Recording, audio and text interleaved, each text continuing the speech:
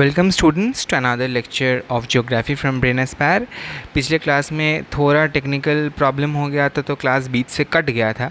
ठीक है, तो कोई प्रॉब्लम नहीं है, मैं लैटेराइट सॉइल आज फिर से पढ़ा दूंगा। ठीक है, अगर कोई कहीं पे कोई प्रॉब्लम हुआ तो लैटेराइट सॉइल से ही क्लास थोड़ा गड़बड़ हो गया था, कट गया था, जो भी हो। तो लैटेराइट सॉइल में लैटेराइट ये शब्द आता है लैटिन वर्ड लेटर से, और लेटर जो वर्ड होता है इसका मीनिंग होता है ब्रिक। ठीक है, ऑलराइट। अब ये जो लैटेराइट सॉइल है ये तैयार कैसे होता है?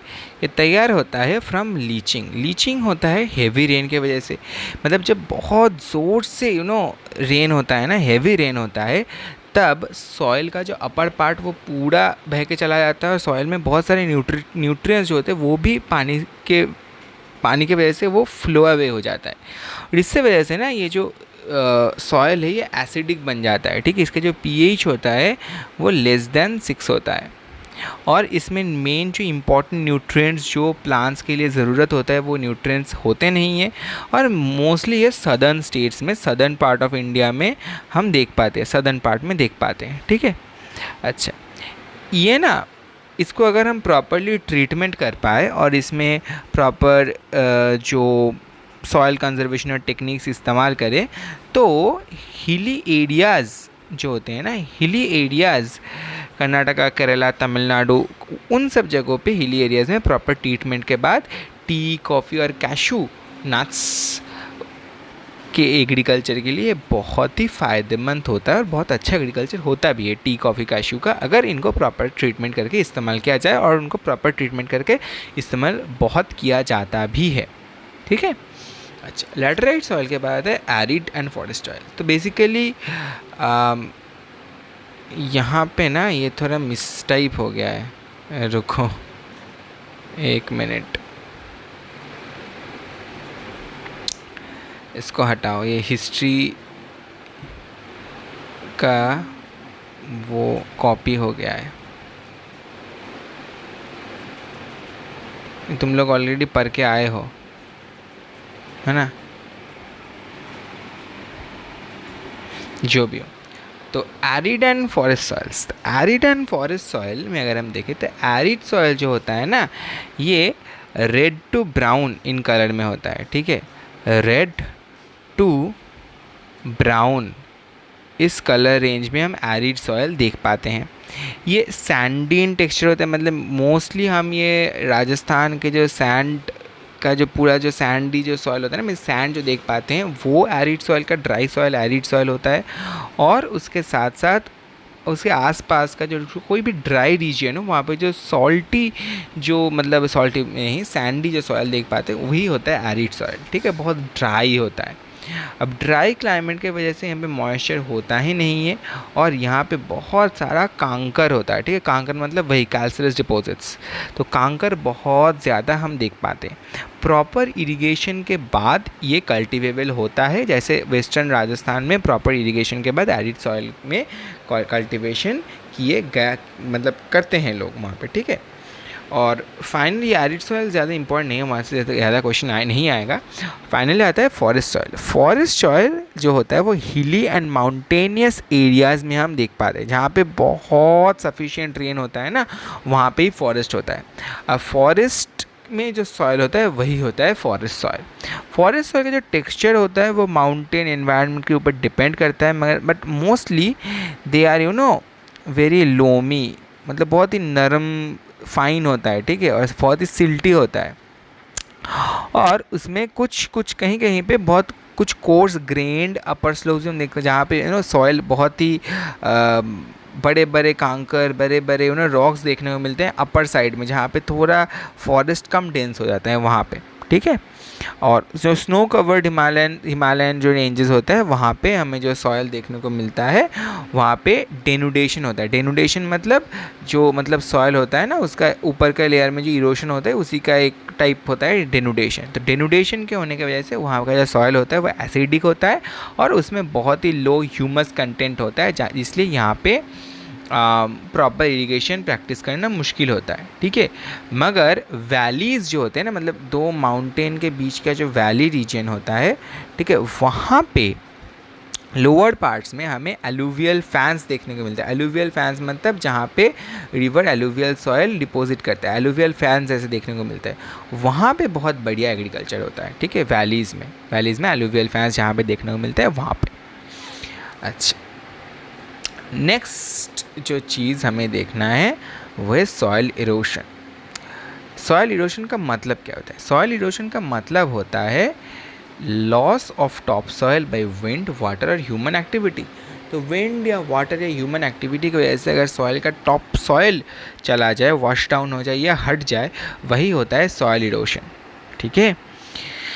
तो ये जो सॉयल इरोशन है इसके डिफरेंट रीजंस है, जैसे डिफॉरेस्टेशन, ओवरग्रेजिंग, कंस्ट्रक्शन, माइनिंग या फिर natural forces like wind, glacier and water.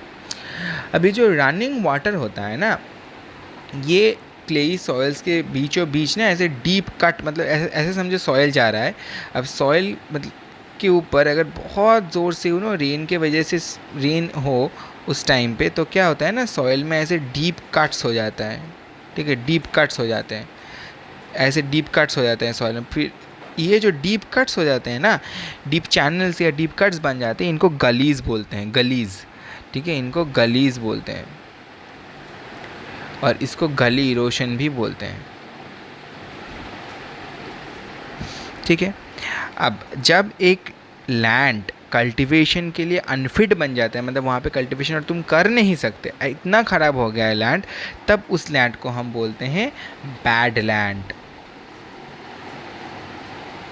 Unfit for cultivation,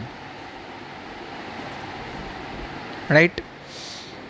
mainly Chambal river, ठीक है, मतलब चंबल रिवर का जो बेसिन होता है, जहाँ पे चंबल रिवर देख पाते हैं हम, जो बेसिन रीजन होता है, चंबल का जो बेसिन होता है, वहाँ पे हम रेविन्स देख पाते हैं, ठीक है। रेविन्स भी वो इरोशन की वजह से बड़े बड़े ऐसे टीप चैनल जैसा बन जाता है और वहाँ पे बैड लैंड हम देख पाते हैं, ठीक है।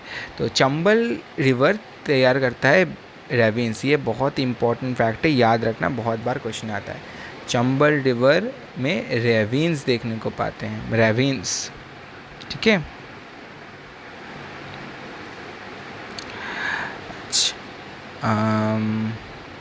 अब टाइप्स ऑफ इरोशन हम देखेंगे, ठीक है। गलीज तो हमने देख लिया, चंबल रिवर्स में जिसको रेविन्स बोलते हैं। शीट इरोशन क्या होता है? शीट इरोशन मतलब समझो कि ऐसे सॉयल है और ऊपर से इतना पानी बह गया, फिर इतना ज़ोर से विंड आया कि पूरे सॉयल का जो अपर पार्ट है ना, पूरा उड़ के चला गया, वो होता है शीट इरोशन। मतलब एकदम पूरा शीट होके उड़ के चला गया, वो होता है शीट इरोशन, ठीक है। और विंड इरोशन तो समझ ही पा रहे हो कि विंड के द्वारा जो इरोशन होता है उसे विंड इरोशन कहते हैं। अच्छा, अब कुछ पर्टिकुलर मेथड्स है जिनके वजह से जिनको इस्तेमाल करके हम कंजर्व कर सकते हैं सॉइल, और सॉइल को बढ़िया तरीके से प्रोटेक्ट कर सकते हैं। एक होता है कॉन्टोर फार्मिंग। कॉन्टोर फार्मिंग का मतलब होता है जो कॉन्टोर लाइंस होते हैं ना, मतलब समझो ये अगर पिक्चर देखोगे तो गूगल में जाके पिक्चर सर्च करके देखना और क्लियर होगा। ऐसे समझो एक माउंटेन है, ठीक है, तो माउंटेन के पास ऐसे गोल गोल ऐसे कॉन्टोर लाइन बराबर ऐसे लाइन काट के यहाँ पे ऐसे एग्रीकल्चर किया जाता है। जैसे टी गार्डन्स में हम ऐसा बहुत देख पाते हैं। टी गार्डन्स, अगर कोई घूमने गया है टी गार्डन समझ पाएगा, टी गार्डन्स में ऐसे देख पाते हैं, ठीक है। इसको बोलते हैं कॉन्टोर प्लाविंग, कॉन्टोर लाइन के बराबर जो करते हैं। अच्छा, terrace farming is also like similar. उसमें क्या होता है ना, जो माउंटेन होता है, माउंटेन स्लोप में ऐसे ऐसे, ठीक है, ऐसे ऐसे ऐसे ऐसे ऐसे ऐसे ना स्टेप बाय स्टेप ऐसे स्टेप्स काटे जाते हैं। यहाँ ये स्टेप्स होते हैं, यहाँ पे फार्मिंग होता है, ठीक है। इसको बोलते हैं टेरेस फार्मिंग। स्ट्रिप फार्मिंग मतलब होता है कि ऐसे स्ट्रिप्स बनाए जाते हैं, यहाँ पे बड़े ट्रीज़ लगाए गए, फिर यहाँ पे एक स्ट्रिप, फिर यहाँ पे बड़े ट्रीज़ लगाए गए, फिर यहाँ पे ऐसे स्ट्रिप। ये जो स्ट्रिप्स हैं, यहाँ पे एग्रीकल्चरल एक्टिविटी किया जाता है और ये जो बड़े बड़े पेड़ जो बीच में ये जो बड़े बड़े पेड़ होते हैं ना, ये विंड से बचाता है ये स्ट्रिप्स को, ताकि ज़्यादा विंड में सॉइल उड़ के ना चला जाए। इससे प्रोटेक्ट करने के लिए ये जो स्ट्रिप्स होते हैं ये बनाया जाता है। बड़े बड़े ट्रीज जो होते हैं ये स्ट्रिप्स को प्रोटेक्ट करते हैं from heavy speed, high speed wind. Okay, और शेल्टर बेल्ट क्या है? शेल्टर बेल्ट तो मैंने तुम लोगों को पहले ही समझाया था, ठीक है। इसको छोड़ करके भी शेल्टर बेल्ट को छोड़ करके डिज़र्टिफिकेशन रोकने के लिए सैंड ड्यून स्टेबलाइजेशन, जो मैंने पहले भी पढ़ाया था, ठीक है, ये सब भी इम्पॉर्टेंट होते हैं फॉर कंजर्विंग सॉइल। तो इस चैप्टर में अगर हम देखें एकदम शुरू से, तो हमने क्या पढ़ा? पहला तो हम लोगों ने पढ़ा कि रिसोर्स क्या है, ठीक है, रिसोर्स क्या है हमने पढ़ा। फिर हम लोगों ने पढ़ा क्लासिफिकेशन, ओरिजिन, इन सब के ऊपर। फिर हमने देखा डेवलप कैसे करते हैं, और डेवलप अगर ज़्यादा कर ले, ज़्यादा ओवर यूज़ कर ले तो क्या प्रॉब्लम होगा। फिर हम लोगों ने देखा सस्टेनेबल डेवलपमेंट का कॉन्सेप्ट। फिर हमने देखा रिसोर्स प्लानिंग कैसे किया जाता है। फिर हमने देखा इंडिया में रिसोर्स प्लानिंग कैसे किया जाता है। फिर रीजनल वेरिएशन देखा हमने, कहीं कहीं पे ज़्यादा है कुछ, कहीं पे कम है, तो इसको बैलेंस करने का प्लानिंग हमने देखा। फिर लैंड रिसोर्सेज कहाँ कहाँ पे कैसे कैसे इस्तेमाल होते हैं हमने देखा।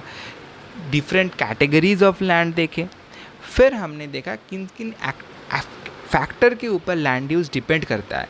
फिर हमने देखा कि कौन से स्टेट में कितना ज़्यादा लैंड इस्तेमाल होता है फॉर एग्रीकल्चर वगैरह वगैरह। उसके बाद लैंड डिग्रेडेशन के मेन रीजंस क्या है देखें। फिर स्टेट्स में कहाँ कहाँ पे क्या क्या मेन प्रॉब्लम है देखें। फिर कंजर्वेशन के लिए क्या करना है देखें। फिर सॉइल हमने पढ़ा, different types of alluvial, black, red and yellow soil, laterite soil, arid and forest soil पढ़ा। फाइनली हम लोगों ने पढ़ा कि सॉइल इरोशन क्या है, and then we studied types of erosion and finally how to conserve soil, ठीक है। तो इसी के साथ तुम लोगों का रिसोर्सेज एंड डेवलपमेंट जो पहला चैप्टर है ज्योग्राफी का, वो होता है ख़त्म। and I will meet you guys soon in the next class. Thank you for attending the lecture.